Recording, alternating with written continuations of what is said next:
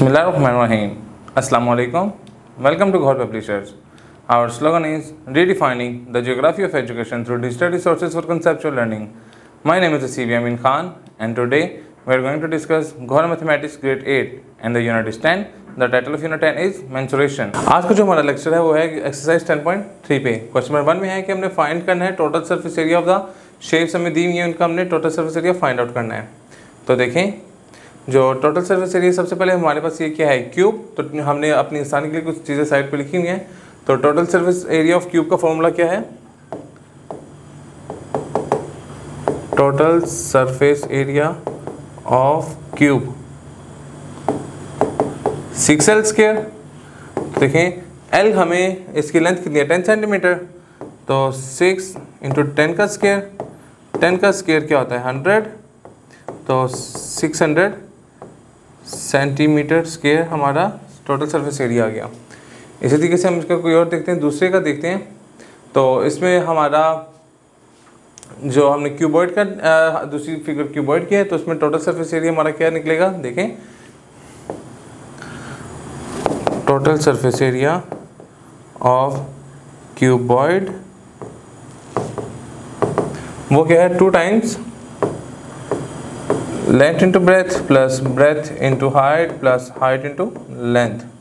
तो देखें 2 times length हमारी क्या है 15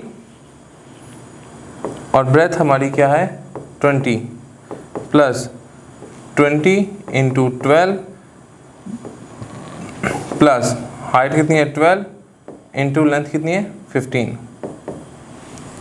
तो उसके करेंगे 2 into 15 to the 30 plus 12 to the 40 है 240 प्लस 15 को जब 12 से करेंगे तो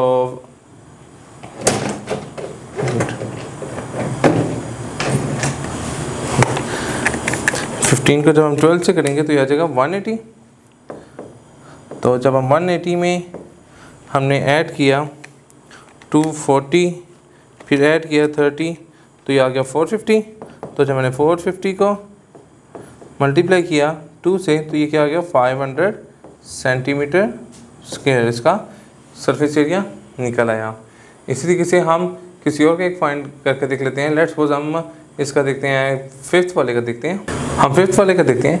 तो 5th क्या है, ये कौन है। तो देखें कौन का हमारे पास क्या लिखा हुआ है, क्वेश्चन 1 का 5th total surface area of कौन। देखिए टोटल सरफेस एरिया कौन क्या लिखा है pi R into R plus S, pi R into R plus S. तो देखें पाई की वैल्यू 3.14 इंटू आर इसमें कितना दिया हुआ है 15 इंटू 15 प्लस 30, एस हमें क्या दिया हुआ है 30।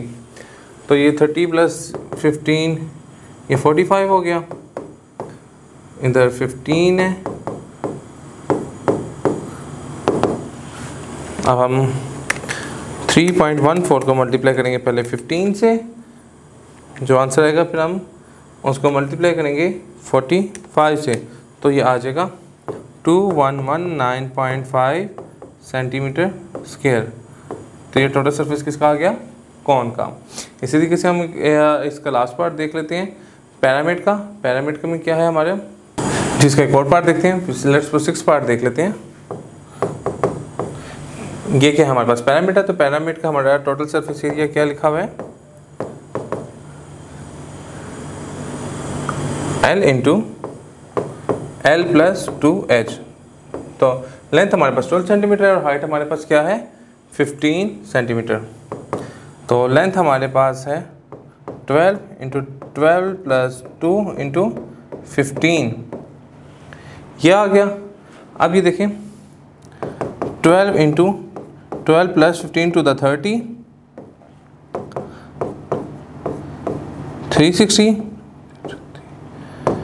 को जब 12 से करेंगे 360 मल्टीप्लाई बाई 12 तो यह आ जाएगा 4320